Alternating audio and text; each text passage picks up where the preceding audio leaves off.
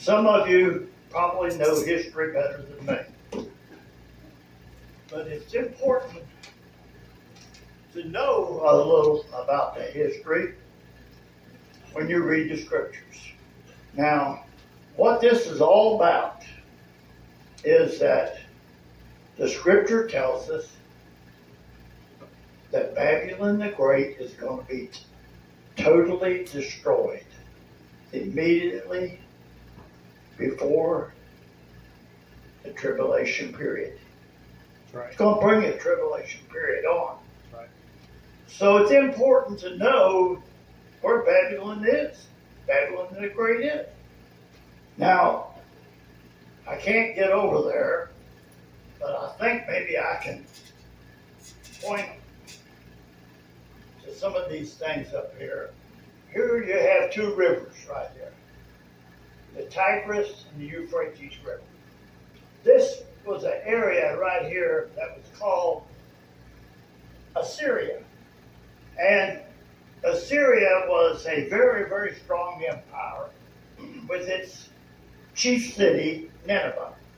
And about between 700 and 800 BC, the Assyrians came down and captured the 10 tribes of Israel, the northern tribes.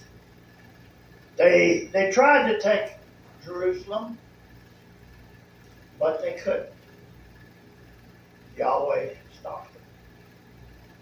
But that's as far as they could make it. There was Samaria and the northern 10 tribes of Israel. They carried them back to Assyria. Now, as far as the Bible's concerned, we're not told any more about the 10 tribes of Israel. We're not told where they were. We're not told how they were. The only thing for sure we're told down to end time says that Yahweh is going to make a new covenant with the house of Israel and with the house of Judah. Two separate peoples. Now, I'm going to tell you a little bit what history tells you, and you can look it up, but the Assyrians were mainly a traveling people, and they traveled up through here, up into Europe, and they took Israel with them. According to some, the German tribes, which really were the 10 tribes, were spread out all through Europe. The German tribes, there were actually 3 different people. They were the Saxons. Now, if you put an I in front of that, it really gives you an idea who it's talking about.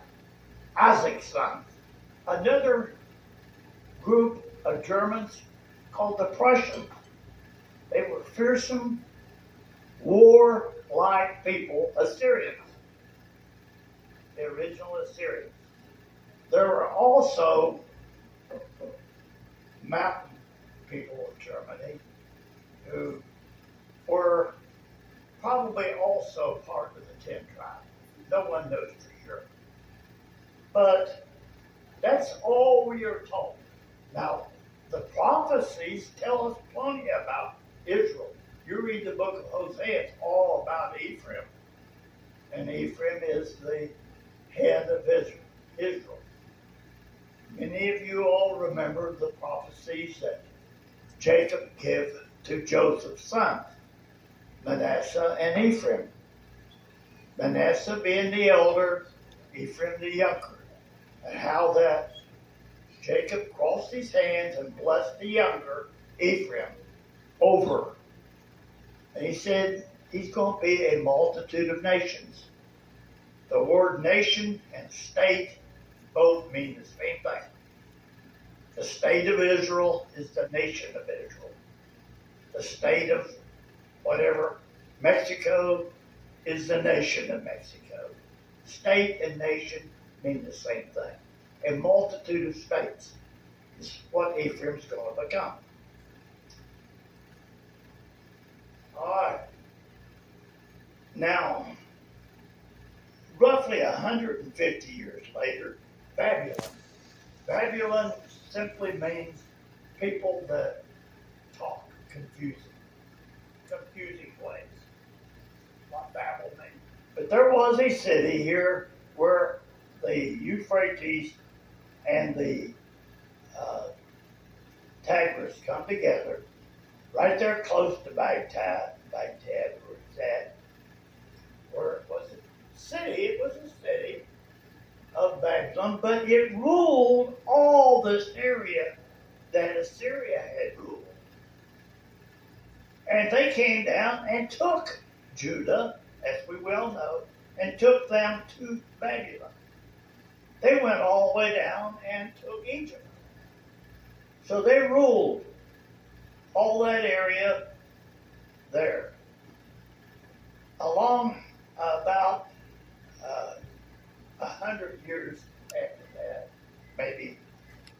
Well, as a matter of fact, we know exactly what it was. It was 70 years after they had Babylon had took Judah, that the Persians and the Medes come and took Babylon.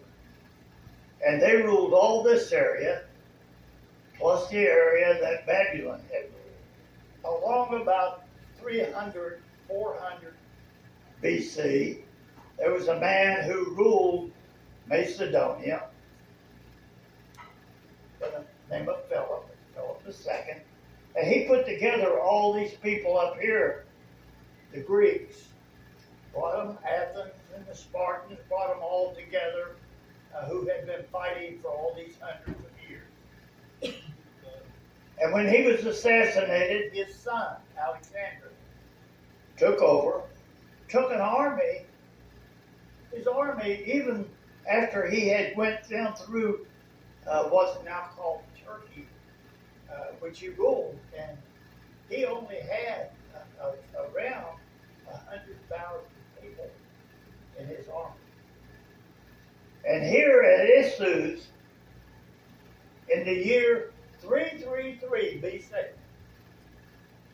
now we can know pretty well when this battle happened between Darius II and Alexander, who became Alexander the Great. Alexander defeated Darius, and it said that Darius had 1 million people in his army. But he lost. Alexander took it. Alexander actually came down and did another battle with Darius, where Darius' his generals conspired against him and killed him. Alexander took his wife and his daughter and went to Babylon. Back to Babylon is where they were having their, I guess that was where they were staying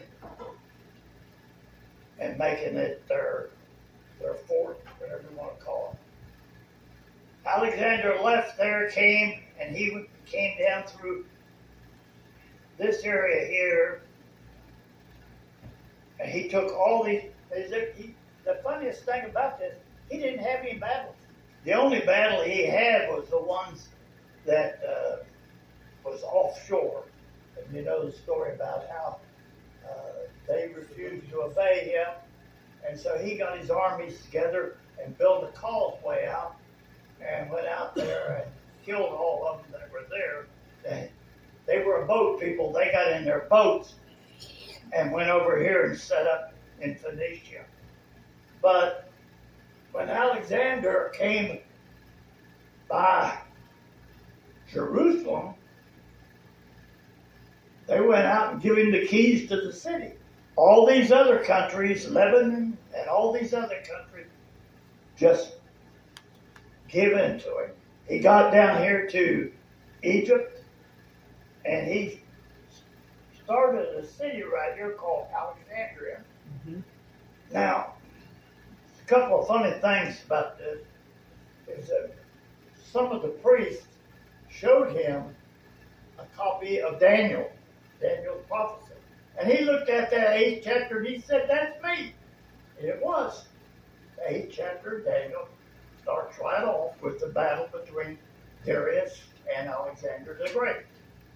Alexander, after leaving here, went all the way into India. His men finally got tired of it. And he didn't go any farther. He came back and died. He's only 33 years old when he died. And when he died, they asked him, he was sick, and they asked him, who are you going to leave? He said, to the strongest. But he had 4 generals. Now, I can't pronounce these names real good, but one of them was Antigonus, one of them was Cesiander, one of them was Ptolemy, and one of them was Seclusus. Now, they divided up Alexander's. One of them took all this area here, over here. Ptolemy came here and took Egypt, this area. In Syria was Antigonus. Later on, you'll read a lot about him and his descendants. The chapters of, what were they called, Paul? The ones that fought against the Syrians? Talking about Maccabees? The Maccabees? Maccabees, yeah, I'm sorry. So the Maccabees ended up fighting against them. They were also known as the Hasmoneans. The what? The Hasmoneans. Maccabees were also known as the Hasmoneans. The Maccabees was? Yeah. Well, I didn't know about anything else other than the That's Maccabees. where the Hasmonean dynasty began. Anyhow, all of this happened. The Assyrians were the power of the world. Then the Babylons was the power of the world. Then the Persians and the Medes were the power of the world. And then, of course, we know the Romans were. Now, we're told in Daniel that the Romans would actually, in one form, come all the way down to the time of the coming of Yahshua in a spiritual form that we know today as Catholics and their daughters. The Romans themselves were the power until they actually fell at the time that Constantine moved his throne from Rome over to here, what was called Constantinople, yeah.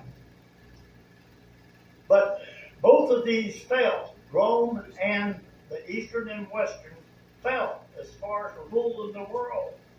But along about between 1200, 1400, Spanish ruled. But they were just little Romans in a different place. They were just little Romans, and they still are today. And they ruled the world until the British defeated them in around 1500. Now, Britain ruled the world really up until about 1945. After World War II, Britain was absolutely broke. They had lost all their vassal states. Yeah, all the places that they were ruling, and they were broke. And the United States has ruled through the monetary system ever since then. I was reading in the Gainesville paper yesterday that China, Russia have set up a new group of nations. Some of them really surprised me. All of the Saudi Arabians and all of those, Iran and all of them are in it. South Africa is in it. Most of your most of your South American nations are now in it. Russia is in it. Russia and China were the That's instigators what I'm of saying. it. That's the name of the group, BRICS. Yeah. Brazil, Russia, India, China, and Saudi Arabia. That's where the word BRICS comes from. That's the name of it. And then right? they've just added 2 or 3 more: South Africa and the UAE, and another one in Africa, Nigeria or Niger, something like that. Now, you know what their aim is? I was sort of surprised. Their aim is to do away with the American dollar. Correct. That's right. Yeah. The petrodollar. Yeah. To do away with the American dollar. That's what the petrodollar is. It's Yeah. petro. Well, Back my oil. they don't want America to rule through the monetary system any longer. But my point is this. You can see how that Babylon came all the way through the nations. Now, someplace is Babylon today. Babylon the Great. It's even greater than ever Babylon was. And it says, that great city. But as you know, Babylon was not a city, it was an empire. Ruled all the way down into Egypt. So someplace today called Babylon the Great, and I believe it is what is left of all of these empires. That's right. I believe that Exactly it's us, the United States. Now here is a fact. I want you to think about this. This destruction could happen in 5 minutes from now. During 2 world wars, the United States sat as a princess, queen, sat back and said, nothing's happening to us. When Britain, Germany, France, Japan, all the nations in the Pacific, all the nations, Russia, all these nations being destroyed day after day. The United States sat there and said, I'm a queen. I believe. But what I'm going to have happen here now, I'm going to have Brother Paul read chapter 18, Revelation. Okay, I want you to follow along. Now, I just want you to, in your mind, think about who this could be talking about now in the world. So chapter 18 of Revelation is on page 1257 in the Word of Yahweh, if you have it. And the writer says, and after these things I saw another angel coming down from the heavenly realm, having great power, and the earth was lit up with his splendor. He cried out mightily with a strong voice, saying, Babylon the Great is fallen. It's fallen, and it's become the habitation of demons and the hold of every foul spirit and a cage of every unclean and hateful bird, for all nations have drunk from the wine of the wrath of her fornication. And the kings of the earth have committed fornication with her, and the merchants of the earth have grown rich through the abundance of her delicacies. And I heard another voice come from the heavenly realm, saying this, Come out of her, my people, so that you're not partakers of her sins, and so that you do not receive from her plagues. For her sins have reached to the heavenly realm, and our Elohim has remembered her iniquities. Reward her even as she has rewarded you, and double to her, double, according to her works. In the cup which she has filled, fill to her double. How much she has extolled herself, and lived comfortably. So much torment and sorrow give to her. For she said in her heart, I sit a queen, and I am no widow, and I shall see no sorrow. Well, for this reason shall her plagues come in one day, death, and mourning, and famine, and she will be totally burned with fire, for strong is Yahweh the Elohim who judges her. And the kings of the earth who have committed fornication and lived comfortably with her shall bewail her, and lament for her when they shall see the smoke of her burning, standing far away because of the fear of her torment, saying, Oh, that great city, Babylon, that mighty city, for at 1 hour is your judgment come. And the merchants of the earth shall weep and mourn over her, for no man buys their merchandise any more. The merchandise of gold and silver and precious stones and pearls and fine linen and purple and silk and scarlet and all fine wood and all manner of vessels made of ivory, all kinds of vessels made of most precious wood and brass and iron and marble and cinnamon and odors, incense and ointments and frankincense and wine and oil and fine flour and wheat and beasts and sheep and horses and chariots and slaves and the souls of men is her merchandise. And the fruits that your soul desired and craved after, they are departed from you. And all things which were dainty and goodly have departed from you. You shall find them no more at all. The merchants of these things, who were made rich by her, are going to stand far, far away because of the fear of her torment, weeping and wailing and saying, Oi, that great city that was clothed in fine linen and purple and scarlet and decked out with gold and precious stones and pearls, for in 1 hour such great riches is come to nothing. And every shipmaster and all the company in ships and sailors and as many as trade by sea stood far away and cried when they saw the smoke of her burning, saying, What city is like this great city? And they threw dust on their heads and cried, weeping and wailing, saying, Oi, that great city in which were made rich all that had ships in the sea by reason of her costliness, for in 1 hour is she made desolate. Rejoice over her, heavenly realm, and you holy apostles and prophets, for our Elohim has avenged you on her. Hallelujah. And a mighty angel took up a stone like a huge, huge millstone, threw it into the sea, and said, It is this manner, with violence, that shall that great city Babylon be thrown down, and shall be found no more at all. And the sound of harpers and musicians, and the sound of pipers and trumpeters shall be heard no more at all in you. No craftsman of whatever craft he might be shall be found any more in you. And the sound of a millstone shall not be heard any more at all in you. And the light of a menorah shall shine no more at all in you. The sound of the bridegroom and of the bride shall be heard no more at all in you.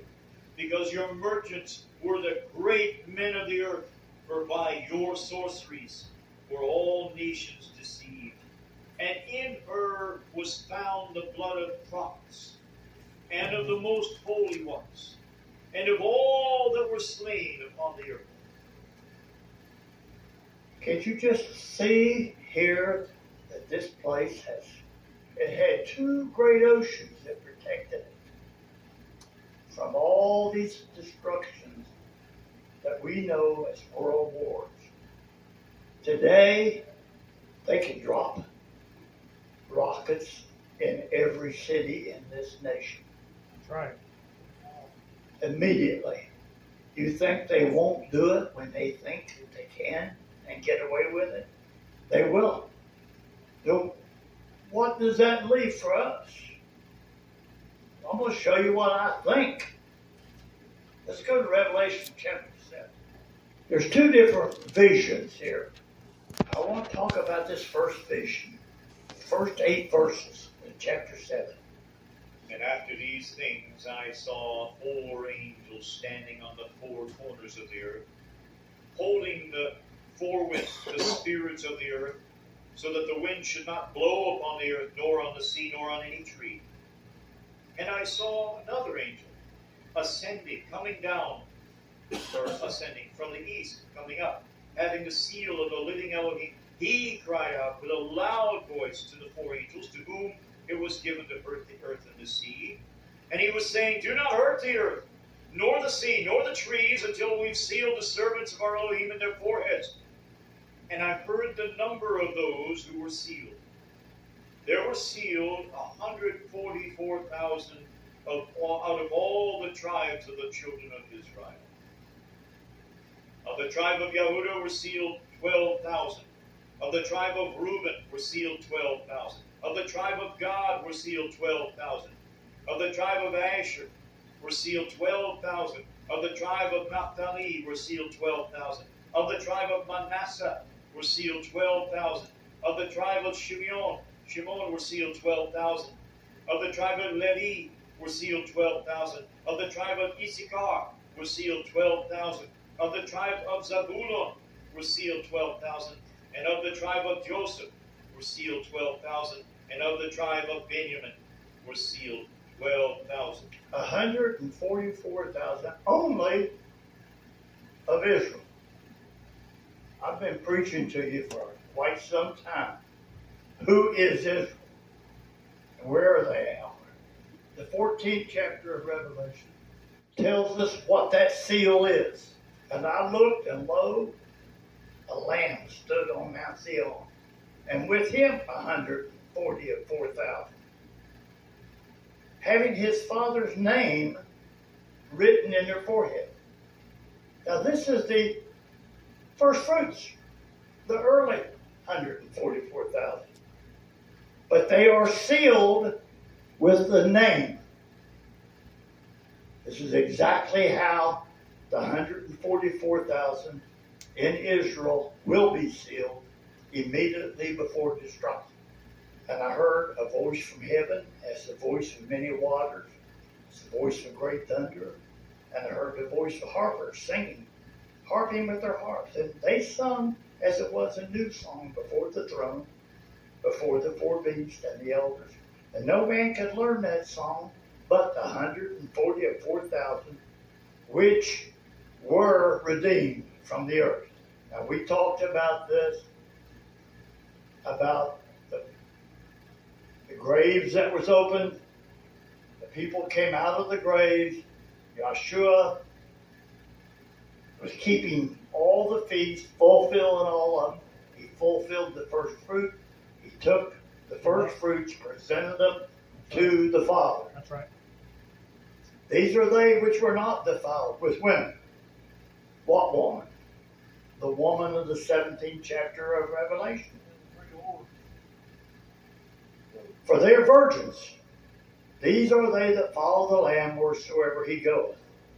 These were redeemed from among men, being the what? First fruits. First fruits unto Elohim and the Lamb. And in their mouth was found no guile, for they are without fault. So we see the first 144,000 here, the first fruits. Then we saw another angel fly in the midst of heaven, having the everlasting good news to preach unto them that dwell on the earth. And every nation, kindred, tongue, and people, saying with a loud voice, Fear Elohim, give honor to him, for the hour of his judgment is come.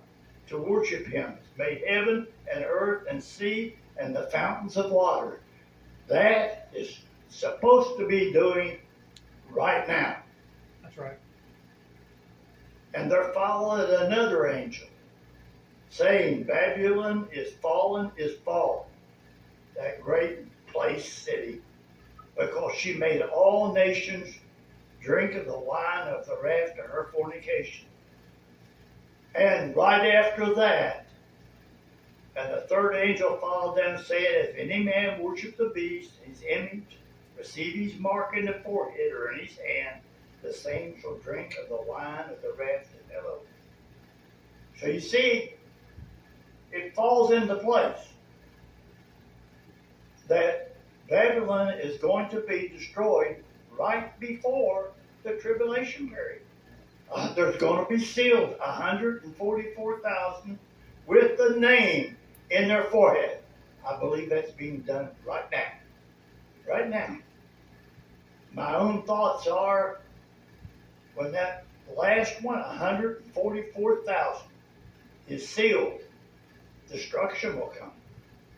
Back in 1996, we hadn't even heard of Yahweh or Yahshua. We didn't even know anything about him. And we weren't by ourselves. Hardly no one else did either. But since then, especially since 2007, there have been people springing up everywhere. Everywhere in Israel. Now, how is he going to do 12,000? How to Joseph 12,000? How to Issachar? Because he knows where they're at. He knows where you're from. He knows your chronology. Each and every one of us. It's coming. What bothers me, it's not being taught anywhere. Go on the internet. Find where anybody's telling you it's going to be here. It's going to be happening. Very hard to find anybody. And it's going to be soon. Yeah.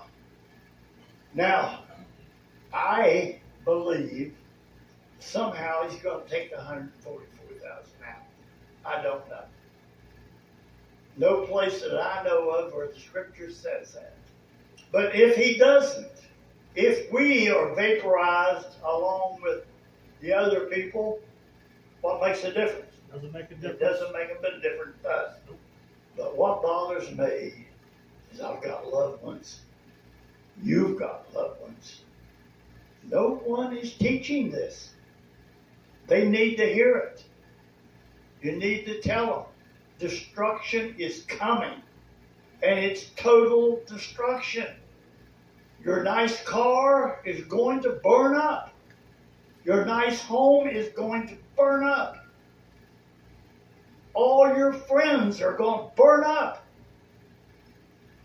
I'm praying daily. I said, Father, you open the door, I'll go through it. Yes. If he opens the door, I will go. And I will stand. I'll stand in the king's chamber, just like Jeremiah did. No. I'll stand there and tell them what's going to happen. Hallelujah. But we all need to have that same. If you open the door, Father, I'll go through it. This morning I was feeling pretty bad, and I was actually praying. I said, Father, look, if you're not going to open the door for me, I'll just soon go. Now, I don't know if you felt that way or not, but I guess when the older you get, the more you're willing to feel that way. I don't know. But I'm praying. Open up the door, Father. Let us go. He never, ever destroyed Israel without sending prophets to them. Never. And they're going to treat them just like they did then. If you're sent, you're going to be treated just like they treated them. Paul was reading in chapter 4 this morning. Here are these religious people. They are the cream of the crop. And here comes these two shepherd guys, fishermen, dummies. And they walk up there and pick this man up by the hand and raise him up right in front of everybody, 5,000 people. They say, well, hey, we want to get in with them. You know, these people must have it right. Let's get in with it. No! What can we do to destroy them? We can't deny. There has been a great miracle here. We can't deny it. We would if there was any way. But we can't. So we're going to tell them to get out here and quit doing this stuff. These people are dummies. They're not like us. They haven't never been taught. We sat at the feet of the great teachers, and we heard it, and we learned it. Did you ever wonder why He always chosen you? Why He's chosen me? I would classify myself as a dummy, and had been all my life. My children and my wife can sit right there and tell you I'm telling you the truth. But he has given me this message. I believe that Brother David there was speaking by the Holy Spirit. He was saying, this is not going to be a message. It's going to be tickle your ears. It's not going to be something you're going to jump up and start shouting. It's not something you really want to hear. You've got children. You've got brothers and sisters. So you got mom and dads. Tell them. Tell them. Ezekiel 33 tells us that. Please hear this. If you don't hear anything else I've said today, hear this. He said, I've made you a watchman. Now get up there and watch. When you see a man sinning, if you go to him and tell him, then you're free. Whether he agrees and hears or not makes no difference. You are required to tell. And if you see a man sinning and you don't tell him, then you will be required, his blood will be required at your hand. We'd rather wait until we make friends with the person we feel like, hey, I can talk to this person. I'm telling you, the responsibility is much greater than that. Yes, sir. We have to tell people. I started, 6 months ago? And I said, something I don't understand. The things we're saying really is not making people mad. But what Yahshua said made them mad. What his apostles said made them mad. What Yahshua did made them mad. What his apostles did made them mad. If you're not making them mad, there's something wrong. That's right. Right here, in this little group right here, that word could go out to the whole world from right here. That's right. Yahweh can make it possible, make it happen. We have to love one another. We have to really start praying for each other. Fast. Quit pampering yourself, which we all do.